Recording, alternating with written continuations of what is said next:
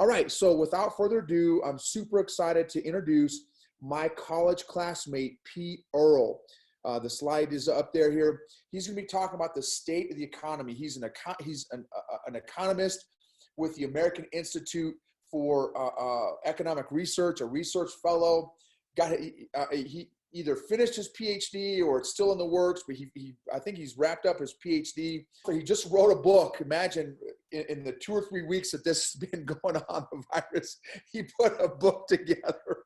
This guy, he is absolutely amazing, dude. So the author, and we're going to put all these links of how you can follow up with each speaker in the chat log. So that way, if you want to follow Pete, you want to get his book, follow him on Twitter, all these different links and stuff.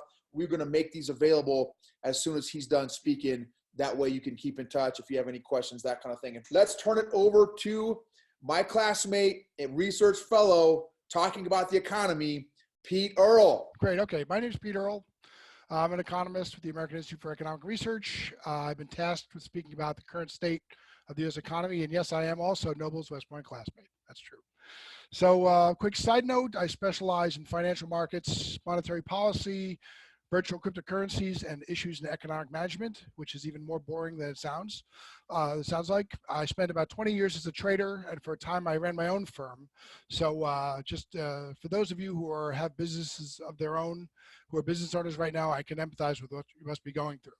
So let's start with this. Basically, we, by which I mean Americans, are right now in the midst of what's really an unprecedented situation. This is not the typical recession, financial panic, or anything like that. This is essentially an engineered slump. The coronavirus, COVID-19, didn't actually cause this coming round of, say, bankruptcies, defaults, and problems. This was a policy choice from among our political figureheads. I don't think we can express that clearly enough. But first, we'll go through a little bit of analytics, and then we'll go into more sort of interesting topics, all right?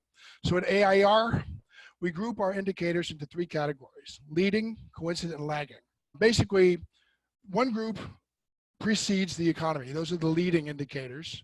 We have those that move with the broad economy. Those are coincident. And then we have those which come after, which are lagging. And basically right now, as of the end of March, our leading indicators, and by the way, we rank them from 0 to 50. So right now, our leading indicators are at 54. Our coincident indicators are 58, and our lagging are at 50. So these are actually a very, very neutral sort of reading. But despite that, the economy contracted really rapidly in the last couple of weeks. We saw especially things like unemployment claims, auto sales, and what I think is probably the most worrisome of all, business optimism fall tremendously. In fact, many of those rose or fell the most that they ever have, or at least have since maybe the early 70s. So in all likelihood, we are in a recession right now. And I think there's 4 questions that we can really use to sort of flesh this out, right? The first question, and these, by the way, these are all questions which I've been asked lately, so I think maybe they speak to like some sort of common questions about what's happening right now. The first question is this 2007 to 2009 all over again? Is this the redux of what happened about 10 years ago? The second question is what's going to happen next? The third is what should happen next? And then the fourth one, a little more bespoke question is this a black swan? Is this a sort of rare thing that comes out of nowhere that's just impossible for people to predict? So we'll start with the first one. Is this 2007, 2009 all over again? No, absolutely not, for a few reasons. In 2007, 2009, we had a credit crisis. This is an artificial slowdown, more of a political business cycle event than an economic business cycle event. A few weeks back, I think we saw some signs of what was called a liquidity crisis, where the Fed decided to lower interest rates and offer all sorts of liquidity through a number of facilities to offer short-term financing. But this is not yet a credit crisis. So one of the things that's been difficult, especially for economists, is basically we've had a hard time, economists have, trying to find historical analogs for what's going on today. So if any of you have studied economics at the graduate or postgraduate level, yeah, you have to take calculus, differential equations, real analysis, and all that. But in fact, in practice, a large amount of economic analysis involves looking at historically similar situations and trying to draw conclusions. So this situation we have right now is very, very difficult to comprehend. So two of the sort of unique things that economists have been looking at, one of which is actually the growth in Southern farm incomes after the end of the Civil War. Another is how German and Japanese economies recovered after World War II. So I guess the point of this is that we're really having to sort of dig deep in historical analogs to figure out how this might flesh out, how this might work out. Those are likely overblown examples, but and especially because history, as they say, never repeats but rhymes. But even if the U.S. economy doesn't see those depths of, say, recession or even depression in the coming months, I think they can sort of flesh out the way this thing is going to work out. And I mean, just a quick factoid. I mean, between 2007 and 2009, over a period of 25 months, the U.S. economy lost 8.8 million jobs, right? That's 8.8 million jobs lost in 750 days. In the first 16 days of this slowdown, we've lost almost 10 million jobs. So we've lost more jobs in a 50th of the amount of time that we did 10 years ago. So I highly doubt that any of this is going to be as bad as some of the historical examples I used, but these are the kinds of things we're thinking about. This is almost unprecedented. So another thing people ask a lot, and I think you're wondering, is what's going to happen next? I'm wondering too. In truth, your guess is probably as good as mine. I think we know that a recession is almost in the cards. And sort of a sub-question that we've been asked a lot is, do you think we'll have a depression? So what's interesting about these types of situations is that you find yourself looking up things that really haven't been defined or seen in a long time. And actually, the National Bureau of Economic Research, the NBER, doesn't actually define depressions. So if you look deep into literature, there's actually two definitions.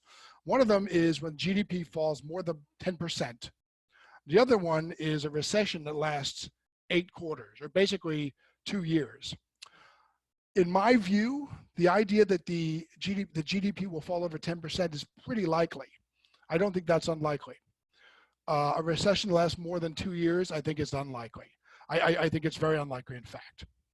The more important thing right now is whether this downturn, whether it's a recession or a depression, is V-shaped or U-shaped, and then how deep it is. There are ways, so there's two more main considerations that are going to determine whether this is a V-shaped or U-shaped economic event and how deep it is. The first is how much longer we stay shut down for. And the second is whether and to what extent the government allows businesses to sort of work their way out of this situation, out of this reopening. In the first case, the fact is that the longer the economy remains shut down, the harder it's going to be to reopen, and much harder to be in a similar state as it was when it was shut down, for a couple of reasons. The first is that most of your consumers or clients, whatever you want to call them, have no income right now. They're spending their savings or their unemployment to stay alive and keep the lights on. So they might not have the disposable income, that discretionary spending that they used to spend in your business or business that you support. The other thing is that there's social upheaval that's accompanying the shutdown. You have business owners, employees, the suppliers, and all that, some of whom are having to move, some of whom are having to move their savings around, move their businesses around. So some of those are never going to come back. Most of them will, but the longer we wait, the more likely that the damage and the sort of shift becomes permanent. So we have to avoid that. So the next question, of course, is what should happen next? All right, so I don't think that shutting the economy down the way it was a good idea. I think it was a bad idea. I think there were other alternatives that could have been done, but this is where we are now. So there was never a choice between public health and economic growth. That's sort of a false dichotomy, because the fact is that this economic shutdown is going to have those costs anyway. There's stress, there's impoverishment. Some people are finding themselves abusing alcohol or drugs. Suicide rates are up. It's a terrible thing. It was a bad idea to do this, but be that as it may, I believe that what we should do is have essentially what you might call a regulatory jubilee. I think that governments, regulatory agencies, not only at the federal level, but even more aptly at the state and local, county and municipal levels should, as they try and reopen the economy, get out of the way as much as possible. Every restriction on commercial enterprise should be lifted. perhaps even including the minimum wage, restriction on business combinations, and all that. So we can ensure as rapid and seamless resumption of economic activity as possible. That's how I think we get back to normalcy as quickly as possible. So one of the questions that comes up a lot is, was this a black swan? In other words, could we see this coming or not? And the answer is no. This is not if you've read the Black Swan by Nassim Taleb or any of that stuff, this was absolutely not a black swan. And proof that it wasn't is that there's a Center for Disease Control and Prevention. In 1918, when the Spanish flu broke out, that was definitely a black swan. But this is not an event which was essentially impossible to predict beforehand. The way it unfolded was, but this was not impossible to see in advance. So, couple of big takeaways, right? First of all, this is probably going to be one of the most difficult events in many of our careers or even lives, purely because of the uniqueness of the circumstances. It was very hard for us to prepare for this, whether personally in terms of our businesses. We know it's going to be tough, but it doesn't have to last long. And whether it does or not is going to depend upon how much interference there is with the healing process, if you will. And I can answer more about that if you like. That's a very quick summation of my views. This is the new book. Covers about 70 days from the first case to about 3 weeks ago. And yeah, if you have any questions, please go right ahead. Excellent, Pete. Thanks a million. Okay, Alika or one of the co-hosts, if you guys could drop all the links to Peter and how to find him, how to follow him, that would be great. There you go. Alika and Lisa just posted all the links in there of how to keep track, how to follow Pete. So Pete, let me just ask you, and I love what you feel a lot of awesome thoughts there, fast and furious. I can't wait to review the video. What is something that we can do as individuals? Is there anything that we can do as individuals to go through this from an economic standpoint? Do you mean, so there's a couple of things come to mind. I mean, in terms of dealing with this, I mean, I would, if you're trying to get the economy back on track, if that's your goal, if you have a business, I would, I would complain to your mayor, to your councilman, to your governor, all that. Write letters, send emails, organize. Tell them you want to get reopened. Tell them, that you are willing to put a sign in your business that says, you must wear a mask to enter, or something like that. I mean, personally, I think that we should, we should take this time to become, make this time useful for us to the extent we can. But again, I think that the priority should be get businesses open again.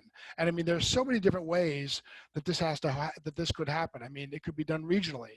It could be done on the basis of businesses that have, say, less access with customers and therefore less risk of, say, COVID-19 infections than others. It could be done, I've heard proposals for sort of rolling openings and that sort of thing. I mean, there's so many ways to do it that just keeping everything closed and thinking that you can turn the economy off with a light switch, turn it back on, that's a pure failure of imagination, and many people are suffering because of it. Got it. Okay, that's great. Okay, who else has a question? Just unmute yourself and feel free to ask Pete. We've got a few minutes with Pete for some Q&A. Oh, there's some in the chat log. Okay, let's see here. Okay, and this is another one that I had here, Pete. How long, and I know it's speculation and guess and everything, but you've been studying finances and financial markets for 2 decades. Sure. How long what's your guesstimation? What do you think? And I know you said it depends on a number of things, right? The longer that we're still in it, that's going to impact. But if you had to guess how long it will take us to come out of this as a country, what would you guesstimate, spitball? Oh boy, that's back me into a corner.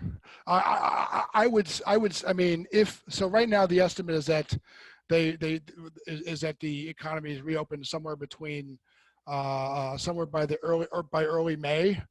I mean, I would hope that that by September or so we could be back on a path to growth and something like that. But again, I mean, there's so many variables, and I mean, there's this is the thing, is that the people in charge, political actors, politicians, they're very risk averse, and there's no real incentive for them to sort of act carefully. They tend to do things very heavy-handedly, like close, start, so I mean, there should be more.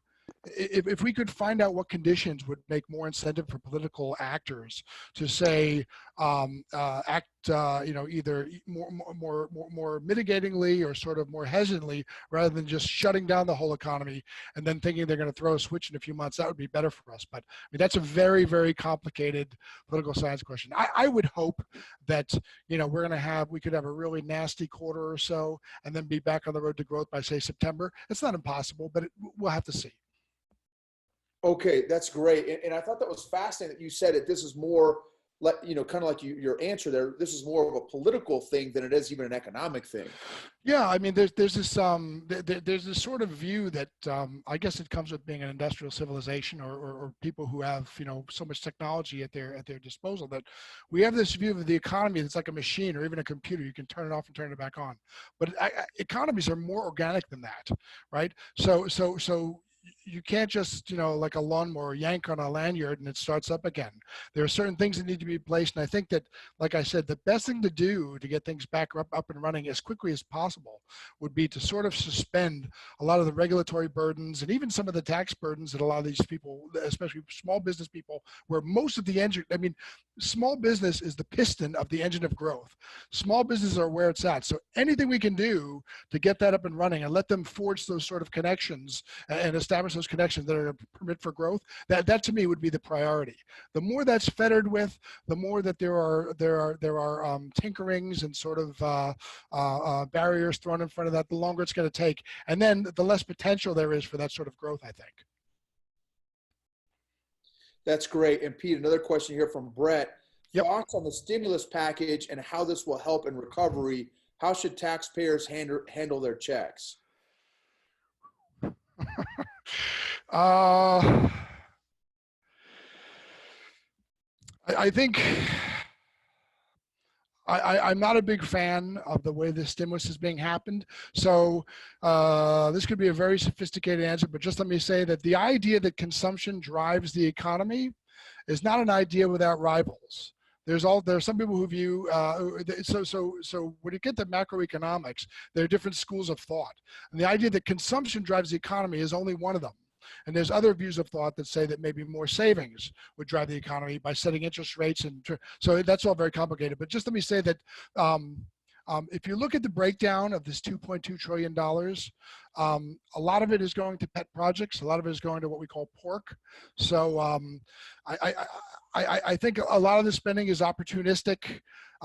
If somebody was getting a stimulus check, what should they do with it? I mean, my advice is always save it.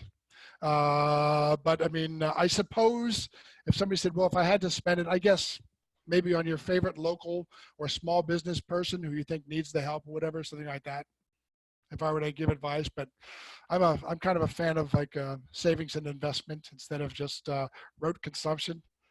Right, sure. Well, and that's great, Pete. I think that's great advice, because we ultimately don't know how long this is going to take. And for folks to, hey, I get my stimulus check and I buy my brand new big screen TV, is probably not the wisest of, sure, you're stimulating the economy, so to speak, but you've got to, I feel like it's kind of like the airplane analogy. You've got to put your oxygen mask on yourself first, right? Right. Yeah.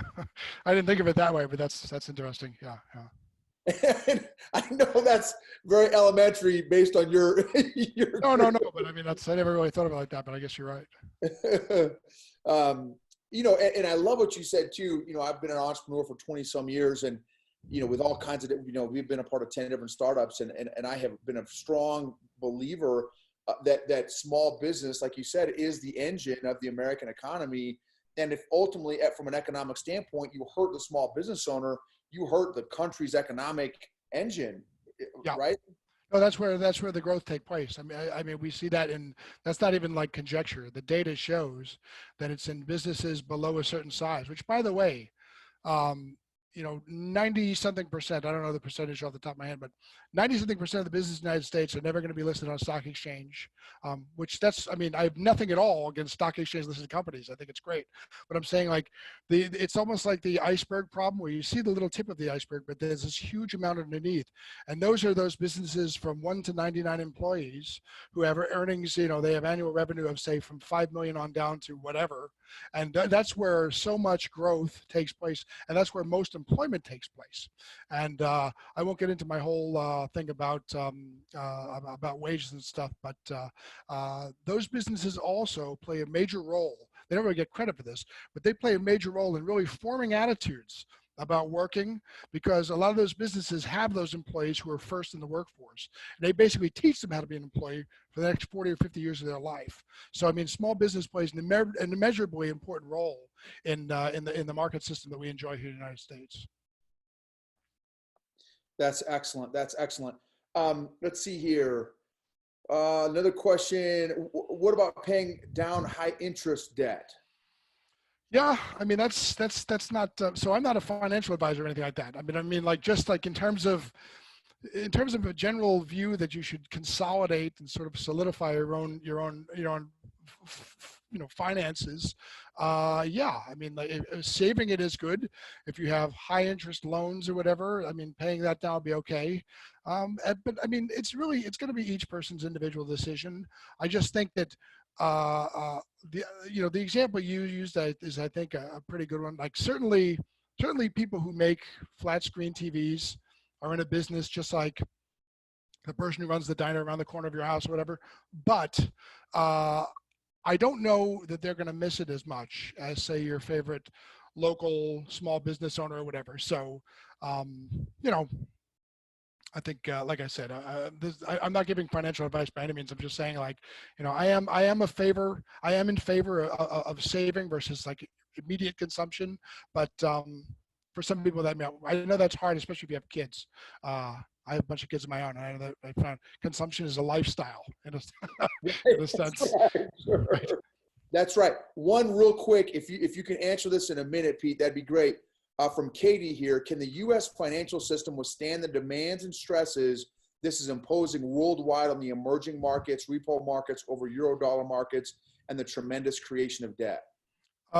So the answer to that, thank you for the question, Katie. The answer is that just a few weeks ago, the U.S. faced a small liquidity crisis in that there are so many treasury bonds out there that a lot of financial market participants have put themselves into treasury securities, and the Fed basically had to agree to buy basically any amount that were coming from them.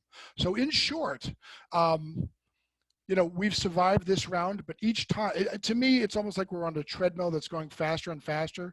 Each time we survive, either a credit crunch or a liquidity crisis, which is usually the precursor to a credit crunch, we wind up having to run faster and faster and pouring more and more money out. I mean, the path we're on is unsustainable. What will be the final trigger? How long will it last? That's impossible to know. But I mean, if I were to guess, I think we're closer to the end than the beginning. But then again, that doesn't necessarily mean that it will end with a bang. It could end with a whimper. But in either case, it's not a great situation for the United States. It's a source of it's a risk to national security that doesn't come with, say, terror or armies or another thing. We've got way too much debt. We're overloaded with debt. Got it. That's great, Pete. Thank you so much. Let's give Pete a big giant hand. That was excellent. And if you guys could put in the chat log some takeaways, what was your biggest takeaway that Pete shared? Thank you, Pete. Again, super pleasure. It's great to have my college classmate drop some amazing skinny